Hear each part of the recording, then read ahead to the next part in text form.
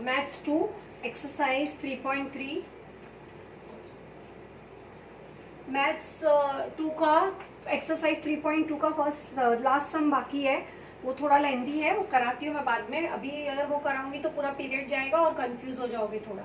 तो पहले हम एक्सरसाइज 3.2 कर लेते हैं, फिर उसके बाद एक पीरियड में जो भी बड़े सम्स हैं 2 एक्सरसाइज के वो कंप्लीट करेंगे। तो फर्स्ट सम में हमें डायग्राम दिया है और इसमें रेडियस दी है।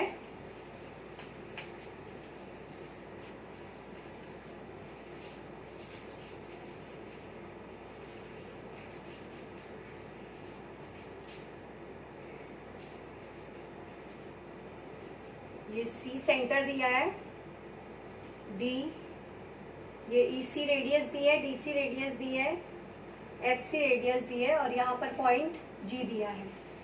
और क्वेश्चन में दिया है कि एंगल ईसीएफ का मेजर 70 डिग्री है। Angle ECF is equal to 70 degree और मेजर आर्क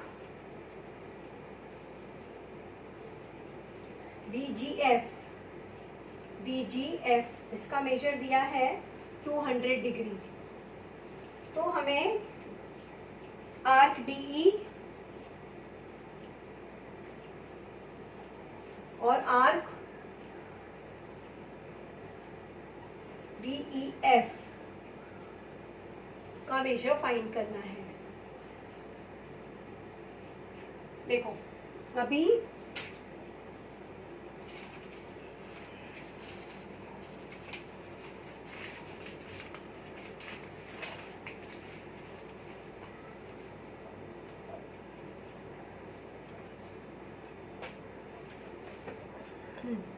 ये क्वेश्चन में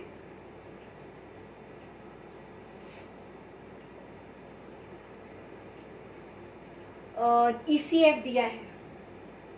ईसीएफ ये एंगल का मेजर दिया है 70 डिग्री और आर्क कौन सा दिया है? डीजीएफ मतलब ये जो है ना, ये इतना, इसका मेजर दिया है 200। ये डीजीएफ ये इतना सर्कल जो है वो उसका मेजर दिया है 200 डिग्री। तो हमें डीई फाइंड करना है, ये डीई फाइंड करना है और डीईएफ फाइंड करना है। तो देखो मैंने लास्ट पीरियड में शायद बताया होगा कि सेंट्रल एंगल का मेजर जितना होता है उसके अपोजिट आर्क का मेजर भी उतना ही होता है। मतलब केंद्रीय कोण का माप जितना होता है, ये केंद्रीय कोण है, सर्कल के सेंटर से जो एंगल बनता है, ये सर्कल का सेंटर है, ये सर्कल के सेंटर से एंगल फॉर्म किया तो इसे बोलते हैं सेंट्रल एंगल। ये मैंने जब चैप्टर स्टार्ट किया था तब बताया था, फर्स्ट उसकी चैप्टर की इंफॉर्मेशन देते समय। तो ये जो है सेंट्रल एंगल है। तो सेंट्रल एंगल का मेजर अगर 70 है तो इसका जो अपोजिट आर्क है, मतलब ये केंद्रीय कोण है और ये इसका संगत चाप है, तो इसका मेजर 70 है तो इसका भी 70 होगा। ऐसा प्रॉपर्टी है, ऐसा रूल है। तो अभी हमें फर्स्ट तो वही लिखना है कि angle ECF is equal to arc EF। Reason क्या लिखेंगे? सेंट्रल एंगल, केंद्रीय कोण।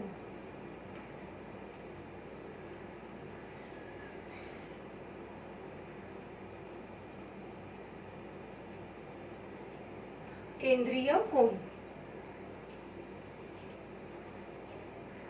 अब ये EF आ गया हमारा 70 डिग्री, वो हम लिख के दिखाएंगे यहाँ पे कि arc ECF is equal to 70 degree, therefore ये इक्वल हो जाएगा measure arc EF is also 70 degree. जब ये 70 है तो इसका सेंट्रल एंगल भी 70 हो जाएगा। सेंट्रल एंगल 70 है तो इसका अपोजिट आर्क भी 70 हो जाएगा। मतलब केंद्रीय कोण का माप दिया है तो उसका सम्मुख चाप जो है वो भी उतना ही मेजर का हो गया। तो अभी हमारा इसका मेजर आ गया 70 डिग्री। अब हमें देखो, जब पूरा सर्कल होता है, ये पूरे सर्कल, इसके जो फुल आर्क का मेजर होता है वो 360 डिग्री होता है। तो ये 200 है, ये इतना 70 है, तो ये फाइंड करने के लिए हम क्या करेंगे, ईडी फाइंड करने के लिए देखो ये फुल सर्कल का जो मेजर है वो कितना दिया है 360 होता है, मतलब जब ये पूरा 360 होता है उसमें से इतना पोर्शन 200 है, इतना पोर्शन 70 है, तो ये दोनों को प्लस करके अगर हम 360 में से माइनस कर देंगे तो इसका मेजर आ जाएगा। तो कैसे लिखेंगे हम, मेजर आर्क EF प्लस ये देखो EF लिया, फिर ये वाला लेंगे, इसका नाम है DGF, मेजर आर्क DGF, तीनों मतलब ये आर्क प्लस ये आर्क प्लस ये arc, measure arc ED is equal to 360 degree. अभी इसका रीजन क्या लिखना है हमें, property of sum of measure of arcs.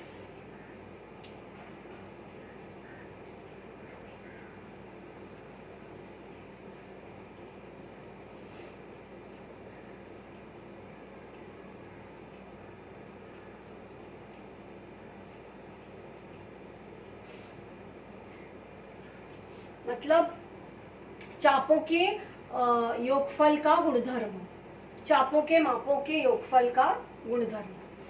तो ये इसका मतलब ये हुआ कि अगर ये चाप, ये आर्क और ये आर्क तीनों को प्लस किया जाए तो कितना आएगा 360 डिग्री। अब इसमें से EF का मेजर हमने यहाँ पे फाइंड किया है, कितना फाइंड किया है 70, तो EF के नीचे लिखा हमने 70। DGF हमें दिया है, कितना दिया है DGF 200, तो इसके नीचे कितना लिखा हमने 200। ED हमें फाइंड करना है तो हम ED को ऐसे ही रखेंगे, इज इक्वल टू 360 डिग्री। अब हम इन दोनों को प्लस करेंगे और इसे राइट हैंड साइड में ले जाएंगे तो ये माइनस हो जाएगा, और ED आर्क जो है वो हमारा लेफ्ट हैंड साइड ही रहेगा। तो 200 और 70 को प्लस किया तो आ जाता है 270 को हम इस साइड ला रहे हैं तो 270 यहाँ पर आकर हो गया माइनस। तो measure arc ED is equal to 90 degree. तो हमें कौन सा फाइंड करना था, एक ED या DE एक ही बात है, यहाँ पे DE भी लिख सकते हो ED भी लिख सकते हो। तो एक का मेजर हमारा आ गया, हमें जो फाइंड करना था ED का आ गया या DE का आ गया। अब हमें सेकेंड कौन सा फाइंड करना है, DEF। देखो जैसा नाम रीड करते हैं वैसा डायग्राम वो करते जाओ, DEF मतलब ये इतना पोर्शन, इतना। तो इसमें दो आर्क आ रहे हैं, कौन से दो आर्क्स आ रहे हैं, एक DE और एक EF। तो DE और EF को हम प्लस कर देंगे तो आ जाएगा हमारा DEF। तो अब हम यहाँ पे लिखेंगे measure arc DEF is equal to measure arc DE plus measure arc EF।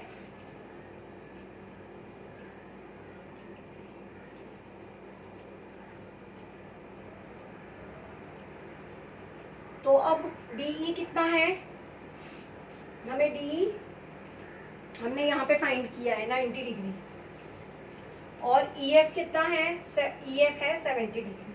तो 90 और 70 को प्लस किया तो आ गया 160 डिग्री। तो ये आ गया हमारा फाइनल आंसर। तो अभी हम इसे कैसे लिखेंगे फाइनल आंसर को, जो दो चीजें पूछी थी वो यहाँ पर हम बॉक्स बना के इसका आंसर लिखेंगे। First arc DE, measure arc DE is equal to 90 degree, और मेजर आर्क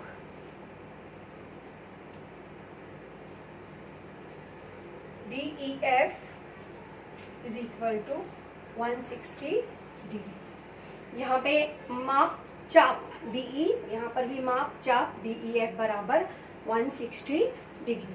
तो ये सम बहुत इजी है, कुछ इसमें कुछ भी नहीं है, सिर्फ ये ध्यान रखना है कि जो हमारी ये जो हमारा वो है ना property of the sum of the measure of arc, ये चीज हमें ध्यान रखनी है, property of the sum of the measure of arc. कि अब जैसे पूरे फर्स्ट हमें इसका मेजर दिया था ये एंगल का, तो इसका ये अपोजिट आर्क है, तो जितना सेंट्रल एंगल का मेजर होता है उसके अपोजिट आर्क का भी उतना ही होता है। तो वो पहले हमने लिखा और इधर रीजन दिया सेंट्रल एंगल। इसके बाद केंद्रीय कोण।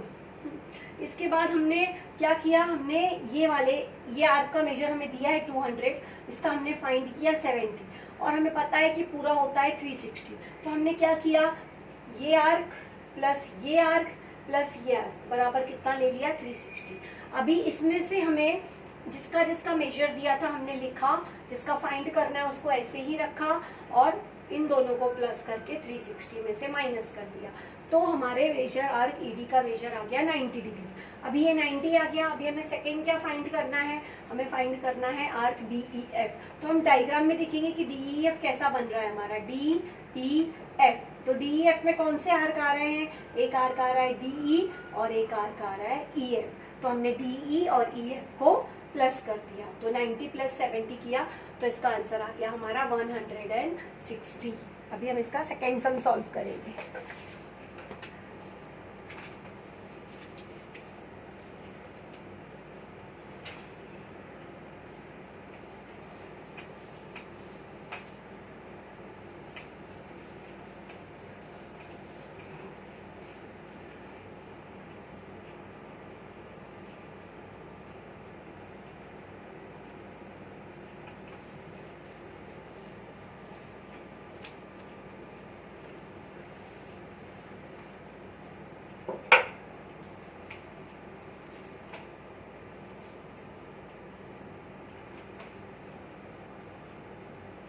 सेकेंड क्वेश्चन में डायग्राम में हमें ट्राइंगल दिया है, ये सेंटर है, यहां से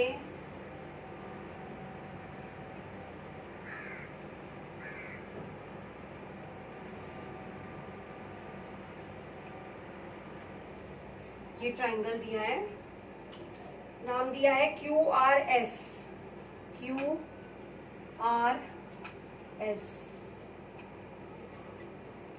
और दिया है कि ट्राइंगल क्यू आर एस जो है वो ये है इक्विलेटरल ट्राइंगल।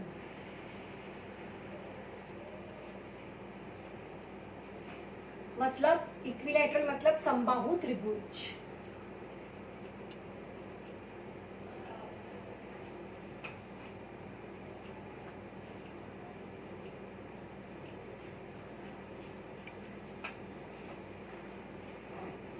अभी हमें प्रूव करना है।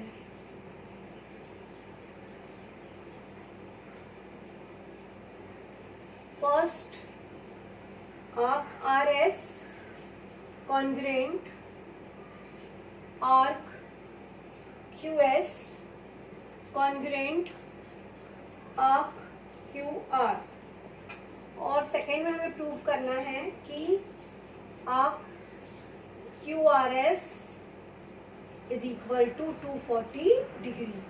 ये दो चीजें हमें प्रूव करनी है। ये वाला डायग्राम है इसका, और ये वाला फर्स्ट का था, इसका डायग्राम ये है। तो हमें इसमें प्रूव करना है कि ये जो आर्क दिए हैं वो कॉन्ग्रुएंट है। हमें दिया क्या है क्वेश्चन में दिया है कि ये जो ट्राइंगल है वो इक्विलेटरल ट्राइंगल है। इक्विलेटरल ट्राइंगल का मतलब होता है समबाहु त्रिभुज। हम ये वाला डायग्राम रफ कर देते हैं, नहीं तो कंफ्यूज होंगे। तो अब हमें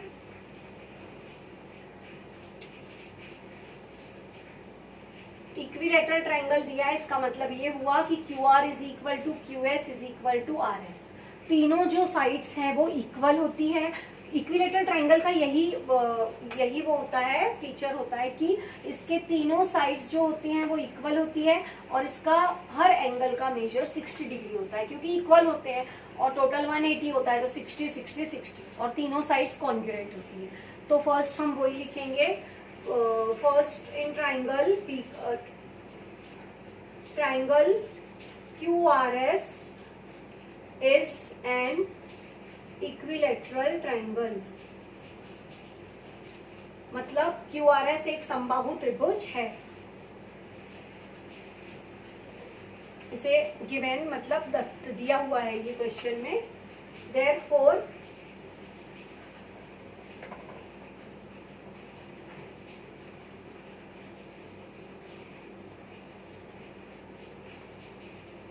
साइड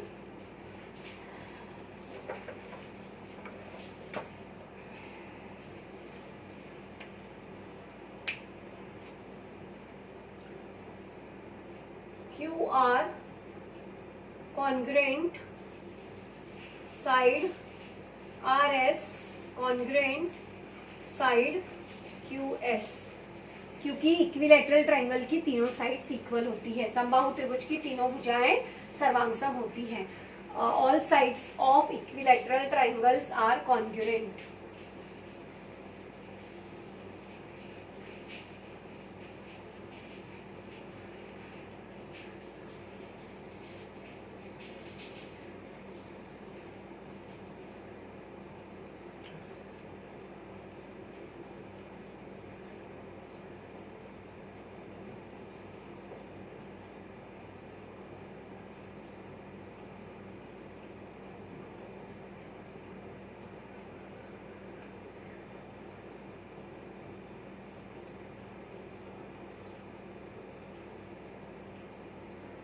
समबाहु त्रिभुज की तीनों भुजाएं सर्वांगसम होती हैं. ये हो गया. अब मैंने जब चैप्टर बताया था तब बताया था कि ये कॉर्ड है, मतलब सर्कल के लिए ये कॉर्ड है. वैसे ये इक्विलैटरल ट्रायंगल की साइड्स हैं, लेकिन सर्कल के अंदर ड्रॉ है, मतलब ये कॉर्ड है, मतलब जीवा है. तो जीवा जब सर्वांगसम होती है तो उसका जो संगत कोण होता है वो भी सर्वांगसम होता है. जीवा सर्वांगसम होने पर उसके संगत कोण भी सर्वांगसम होते हैं. मतलब इसका मतलब ये हुआ कि arc QR is equal to arc RS is equal to arc QS. Therefore, arc QR congruent arc RS congruent arc QS. ये तीनों जो ये जीवा है, ये तीनों सर्वांगसम है, तो इससे जो संगत चाप हैं इसके वो भी सर्वांगसम होंगे. मतलब जब कॉर्ड कॉन्ग्रुएंट होती है तो उसके जो करस्पॉन्डिंग आर्क्स होते हैं वो भी कॉन्ग्रुएंट होते हैं. तो इसका रीजन क्या लिखेंगे? Corresponding arcs of congruent chords.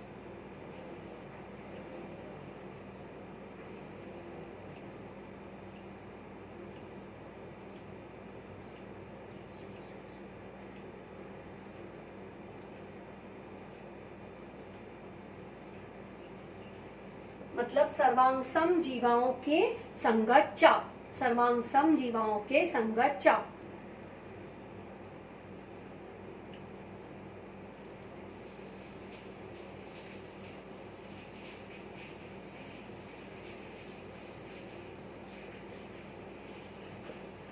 ये हो गया. अब हमारे जो हमें फर्स्ट प्रूव करना था वो हमने प्रूव कर दिया कि आर्क एक कॉन्ग्रुएंट हो गए. अब सेकेंड हमें ये दिखाना है कि आर्क QRS आर्क QRS देखो किधर से स्टार्ट होगा, QRS मतलब ये यहां से लेके ये इतना पोर्शन QRS, ये इतना जो है उसका मेजर जो है वो 240 डिग्री है. ये हमें प्रूव करना है. हमें मेजर एक भी आर्क का नहीं दिया है और हमें ये प्रूव करना है कि ये वाला जो आर्क है वो 240 है. तो इसके लिए हम क्या करेंगे? हमको पता है कि इक्विलैटरल जो ये हमारा फर्स्ट क्वेश्चन कंप्लीट हो गया. अब हम ये सेकेंड वाला सॉल्व कर रहे हैं. हमें ये पता है कि हम इक्विलैटरल ट्रायंगल का जो एंगल का मेजर होता है वो 60 डिग्री होता है. तो हमारा ये एंगल भी 60 होगा, ये एंगल भी 60 होगा और ये एंगल भी 60 होगा. तो हम लिखेंगे angle QRS is equal to 60 degree. क्यों? एंगल ऑफ इक्विलैटरल ट्रायंगल, मतलब समबाहु त्रिभुज का कोण, इक्विलैटरल ट्रायंगल. ये हो गया. अब ये 60 है. अब मैंने उस दिन इंस्क्राइब्ड एंगल भी बताया था कि इंस्क्राइब्ड एंगल क्या होता है. ये इंस्क्राइब्ड एंगल है, तो इसका जो अपोजिट आर्क होगा वो इसका, मतलब ये एंगल का मेजर इस आर्क का हाफ होगा.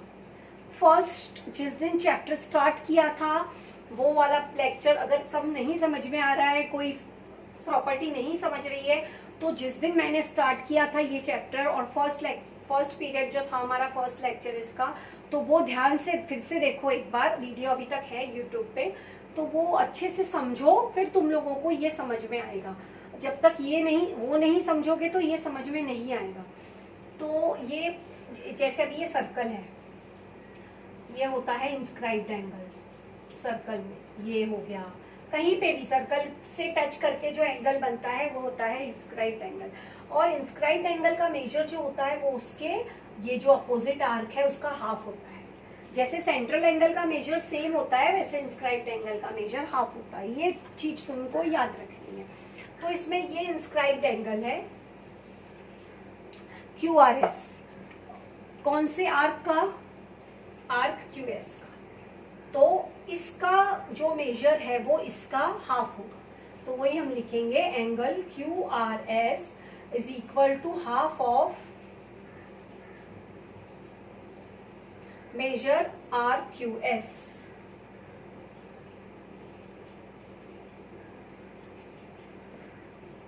Inscribe property of inscribed angle.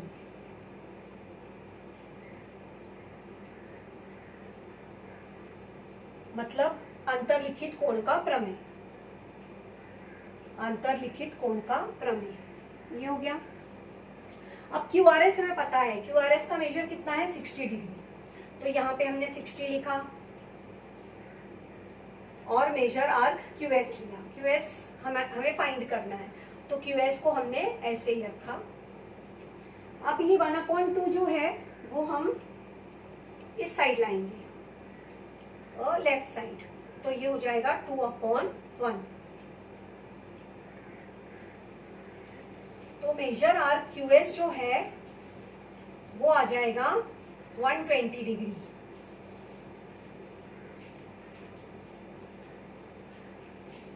को हमने 2 से मल्टीप्लाई किया तो QS आ गया 120। देखो ये वाला, ये जो है वो आया 120।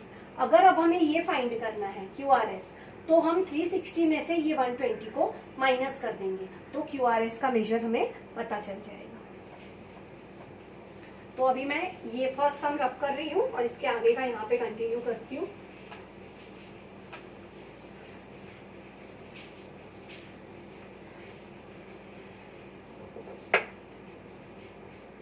तो कौन सा arc? QRS, measure arc QRS plus measure arc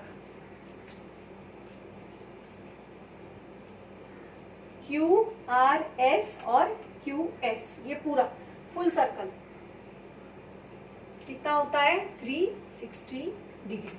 क्या लिखना है हमें? Property of sum of the measure of arc. अभी जो मैंने पिछले सम में लिखा, property of the sum of the measure of the arc, चापों के मापों का योगफल का गुणधर्म। तो QRS हमें फाइंड करना है, तो इसे हम ऐसा ही रखेंगे। जो फाइंड करना होता है वो ऐसे ही कॉपी करो। फिर QS का मेजर हमने यहाँ पे फाइंड किया है 120 डिग्री, तो QS के यहाँ पे हमने 120 डिग्री लिखा। अब ये 120 हम राइट हैंड साइड ले जाएंगे, तो ये 360 में से 120 माइनस हो जाएगा, तो ये आ जाएगा 240। यही हमें प्रूव करना था कि जो RQRS है वो 240 डिग्री है। तो ये हमारा सम कंप्लीट हो गया। सेकेंड वाला हमने दिखा दिया कि ये जो एंगल है वो हमारा 240 डिग्री का है। यहाँ पे ये चीज ध्यान में रखो, इंस्क्राइब्ड एंगल की सर्कल में कंफ्यूज नहीं होना है। सेंट्रल एंगल का जो मेजर होता है वो उसके अपोजिट आर्क का सेम होता है, मतलब केंद्रीय कोण का माप उसके सम्मुख चाप का के माप के समान होता है। और जो इंस्क्राइब्ड एंगल, इंस्क्राइब्ड मतलब सर्कल पे बना हुआ एंगल, तो वो जो उसका मेजर होता है वो उसके अपोजिट आर्क का हाफ होता है। मतलब अंतरलिखित कोण जो होता है उसका माप उसके सम्मुख चाप का आधा होता है। तो ये और ये सब रीजंस जरा ध्यान रखो कि property of inscribed angle, angle of, ये सब रीजन लिखना बहुत जरूरी है। और उस हिसाब से हमें पूरा सम विथ रीजन अच्छे तरीके से लिख के सॉल्व करना है। तो हमारा सेकंड क्वेश्चन हो गया। अभी हम थर्ड सम करेंगे।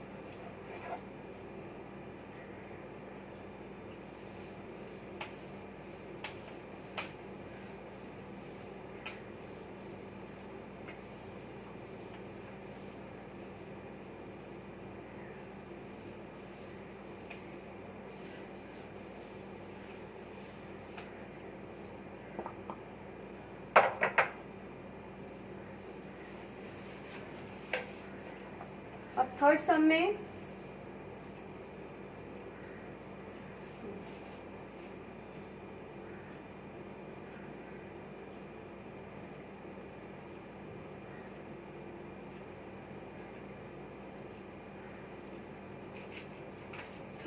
डायग्राम ऐसा दिया है।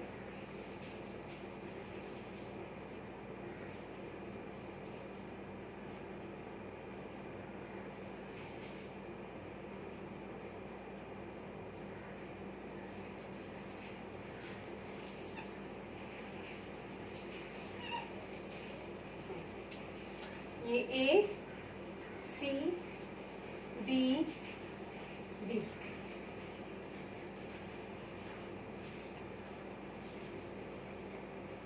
क्वेश्चन में दिया क्या क्या है? थर्ड क्वेश्चन है एक्सरसाइज 3.3 का। Chord A B congruent chord C D, ये दिया है क्वेश्चन में। देन प्रूव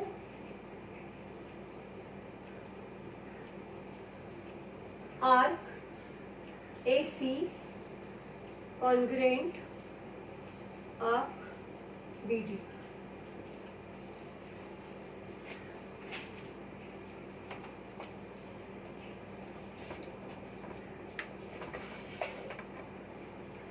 देखो अभी डायग्राम ये है, दिया क्या है क्वेश्चन में? कॉर्ड ए बी, ये जो कॉर्ड है कॉन्ग्रेंट है कॉर्ड सी डी के। ये जो कॉर्ड है हमारी ए बी वो सी डी को कॉन्ग्रेंट है, और प्रूव करना है कि आर्क ए सी जो है वो आर्क बी डी को कॉन्ग्रेंट है।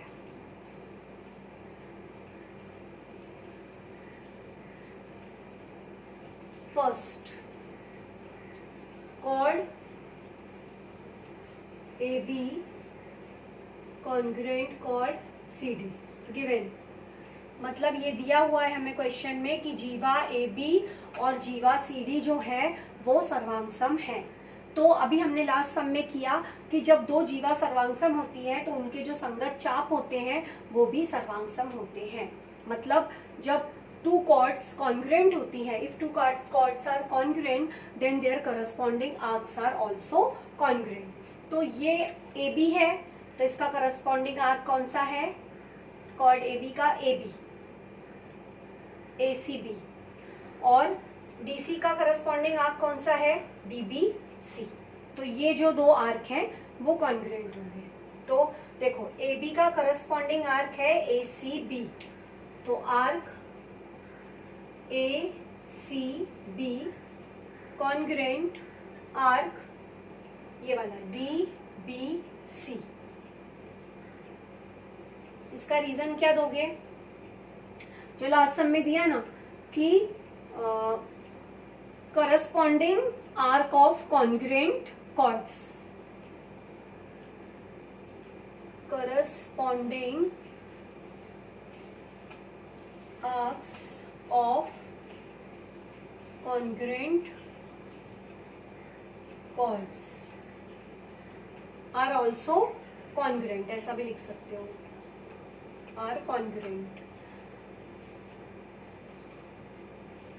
मतलब सर्वांगसम जीवाओं के संगत नहीं, सर्वांगसम जीवाओं के संगत चाप भी सर्वांगसम होते हैं। तो ये आर्क हमारे वो हो गए कॉन्ग्रेंट हो गए, मतलब सर्वांगसम हो गए।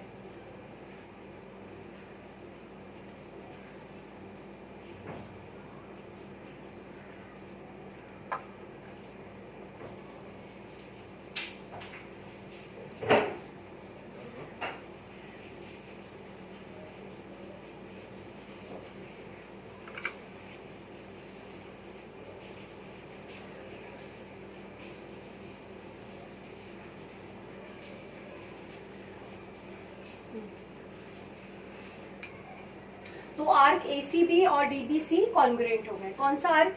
ये पूरा, ये कॉन्ग्रुएंट हो गया इसको। लेकिन हमें सिर्फ प्रूव यही करना है कि एसी कॉन्ग्रुएंट है बीडी को। तो अभी इसके लिए हम क्या करेंगे? आर्क एसीबी में कौन से दो आर्क है? आर्क एसीबी में कौन से आर्क है? एक एसी और एक बीसी। तो आर्क एसी प्लस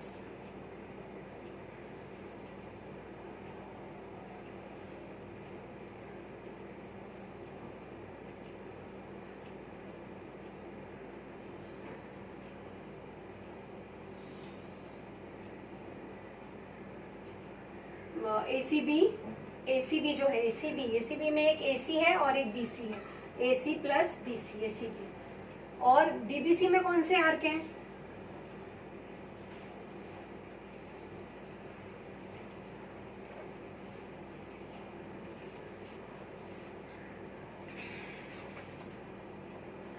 डीबीसी में जो आर्क है वो है, पहले हम इधर लिखते हैं, आर्क एसीबी में है एसी प्लस बीसी। और इसमें डीबीसी में कौन से आर्क हैं? बीडी या डीबी प्लस बीसी।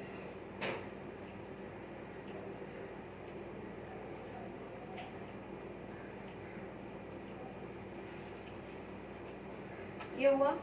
अब देखो बीसी बीसी दोनों में है, बीसी बीसी कैंसल हो जाएगा, बीसी बीसी दोनों में है ना, तो अगर बीसी को हम इस साइड लाएंगे तो आके माइनस हो जाएगा, मतलब कैंसल हो गया।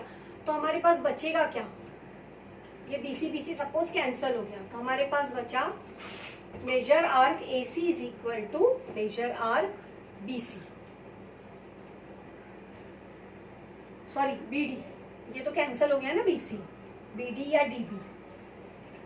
जो प्रूव करना था ना कि आर्क एसी कॉन्ग्रुएंट बीडी, तो जब मेजर आर्क एसी मतलब इन दोनों का मेजर अगर सेम है तो वो कॉन्ग्रुएंट होंगे। तो हम इधर लिख देंगे therefore arc AC congruent arc BD. इसका रीजन, ये सपोज हमारा 1 है, ये 2 है, तो फ्रॉम 1 एंड 2, 1 और 2 से। देखो एक बार फिर से एक्सप्लेन कर रही हूँ, प्रूव करना है इसलिए थोड़ा सा कंफ्यूजिंग लगेगा। हमें क्वेश्चन में दिया क्या है? हमें क्वेश्चन में दिया है कि कॉर्ड ए बी जो है वो कॉर्ड सी डी को कॉन्ग्रुएंट है, कॉर्ड ए बी जो है वो कॉर्ड सी डी के कॉन्ग्रुएंट है, बस इतना ही दिया है। और हमें प्रूफ क्या करना है? प्रूफ ये करना है कि ए सी जो है वो बी डी को कॉन्ग्रुएंट है। तो अभी हमें इतना पता है कि जब दो कॉर्ड कॉन्ग्रुएंट होती है तो उसके जो करस्पॉन्डिंग आर्क हैं वो भी कॉन्ग्रुएंट होते हैं। तो ए बी का करस्पॉन्डिंग आर्क है ए सी बी, तो ए सी बी और ये सी डी का करस्पॉन्डिंग आर्क है डी बी सी या सी बी डी। तो ये दोनों आर्क कॉन्ग्रुएंट हैं, इतना हमें पता चल गया। तो हमने वो पहले लिख लिया कि कॉर्ड अगर कॉन्ग्रुएंट है तो उनके करस्पॉन्डिंग आर्क भी कॉन्ग्रुएंट होंगे। तो वो हमने लिखा corresponding arcs of the congruent chord, corresponding arcs of congruent chords are also congruent. मतलब अगर जीवाएं, दो जीवाएं सर्वांगसम हो तो उनके संगत चाप भी सर्वांगसम होते हैं। दो सर्वांगसम जीवाओं के संगत चाप भी सर्वांगसम होते हैं। यहाँ पे रीजन हो गया। अब इसके बाद हमें क्या करना है? हमें ये देखना है कि जो मेजर आर्क एसीबी है वो एसीबी में कौन से दो आर्क है? एक आर्क एसी है और दूसरा आर्क बीसी है। तो मेजर आर्क एसीबी में measure arc AC plus measure arc BC है, और डीबीसी में बीडी प्लस बीसी है। ये इतना हुआ। तो हमने दोनों को इसमें कौन से दो आर्क है वो लिखे और इसमें कौन से दो आर्क है वो लिखे। अब इन दोनों जो हम प्लस कर रहे हैं इन दोनों में, इसमें बीसी बीसी दोनों में है, तो बीसी बीसी कैंसल हो गया। कैंसल हो गया तो बचा क्या? मेजर आर्क एसी बचा हमारे पास और मेजर आर्क बीडी बचा। तो ये प्रूव हो गया कि ये दोनों आर्क जो है वो इक्वल है, मतलब इन दोनों के आर्क जो है उनका मेजर जो है वो इक्वल है, दोनों के चापों का माप बराबर है। अब जब दोनों आर्क इक्वल है तो दोनों कॉन्ग्रुएंट भी होंगे, तो हमने वही इधर लिख दिया कि arc AC congruent arc BD. तो 3.3 एक्सरसाइज हमारी कंप्लीट हो गई। अभी 3.3 के में सिर्फ 3 ही सम थे।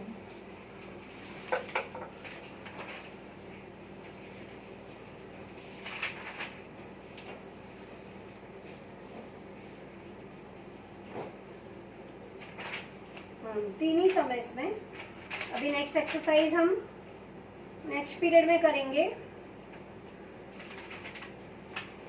और इसका जो सम एक 3.2 का बाकी है वो भी करवाऊंगी मैं। है तो इजी लेकिन थोड़ा सा लेंदी है तो कंफ्यूज हो जाओगे जल्दी, वो देखकर कराऊंगी। लेकिन जिस दिन और एक नेक्स्ट एक्सरसाइज का कोई एक सम बाकी रह जाएगा तो वो 2 सम एक साथ करा दूंगी, उसको क्रॉस करके रखना।